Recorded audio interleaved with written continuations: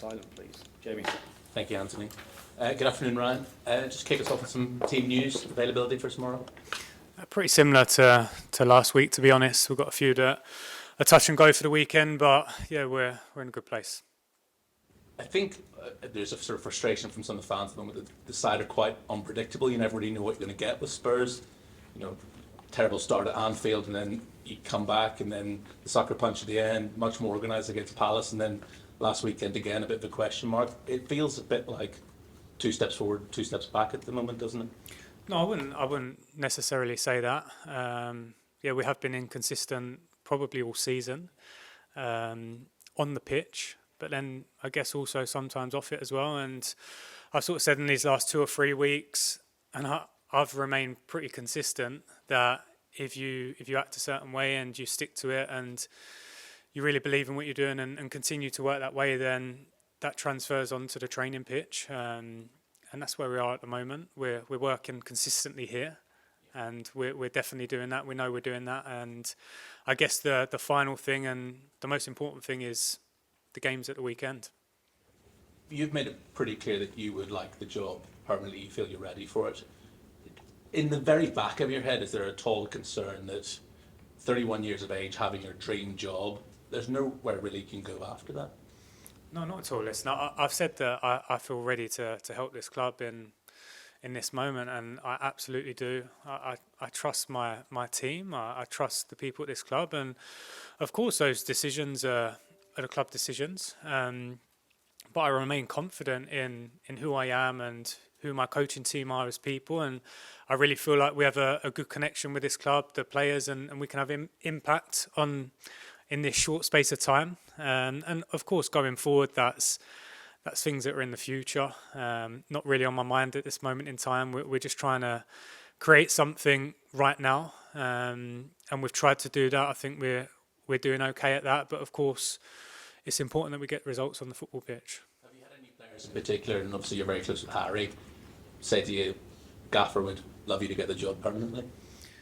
I think there's a professional respect between us, and when we're in these walls, we're all working for the same thing.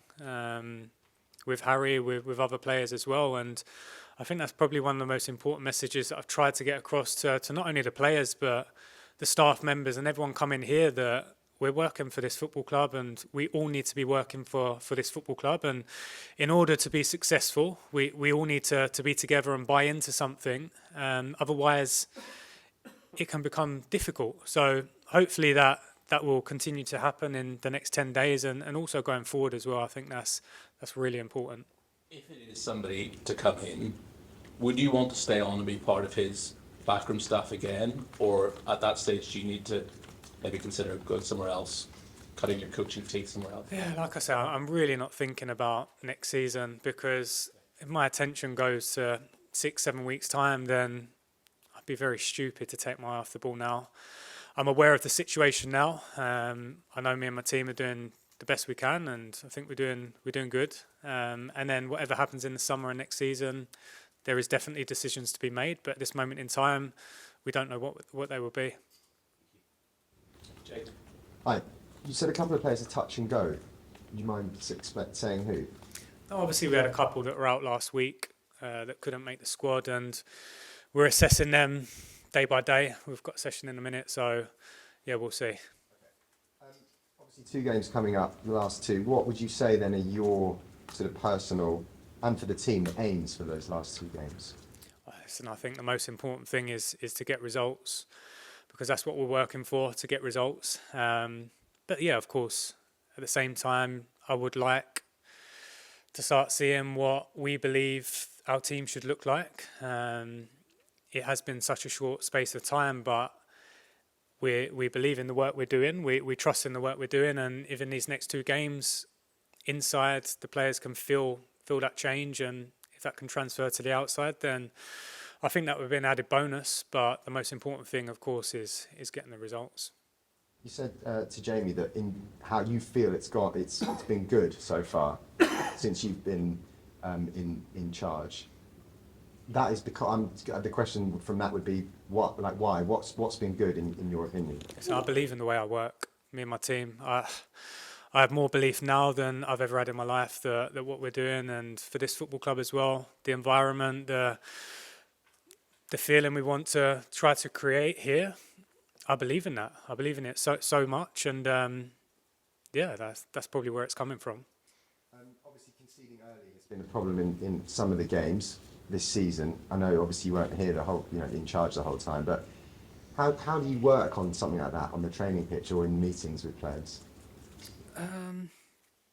Obviously, it's a tough one because it's been quite a common trend the whole season, not just in recent weeks, but the whole season. And I just go back to that, the consistency. When you have the solid foundations and you're a team and you're strong, then yeah, it can happen. It can happen in football, but probably it happens less. And I think going forward, that has to be the thing. That a team that's working together, that's strong, and a football club that's strong, then it probably happens a bit less.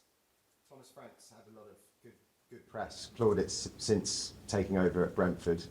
Is he maybe an example of someone like you who's up and coming would look at and go, actually, that's kind of how I want to do things, like he's done?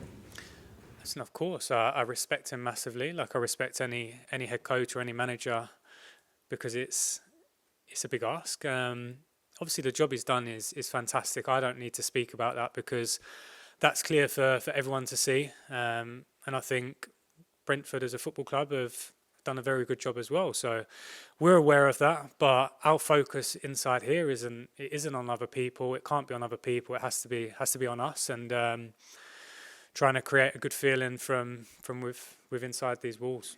Obviously, they'll be missing their front man, their star man tomorrow. So surely, as far you look at Brentford and how to prepare for them, it's got to be a different proposition without Ivan Toney in that team.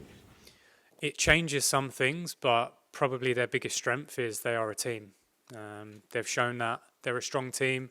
Regardless of who's playing, they have a very clear identity, and they play to that. So, yes, of course, they have an individual that isn't playing, but that doesn't change in terms of our preparation for the game. Just last week, obviously the last home game of the season. Message to the fans ahead of the game.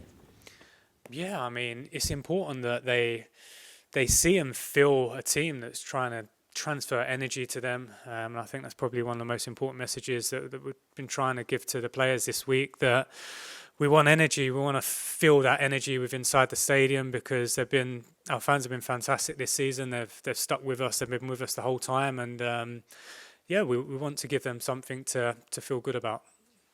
Thanks, Jake. Charlie? I just want to ask about Ifa Suma and how much of a bonus that is getting him back for the end of the season. Yeah, it is a bonus, because I think if we look at our, I won't say injury record, but this season we've probably never had all three fit and firing at the same time. Five midfielders.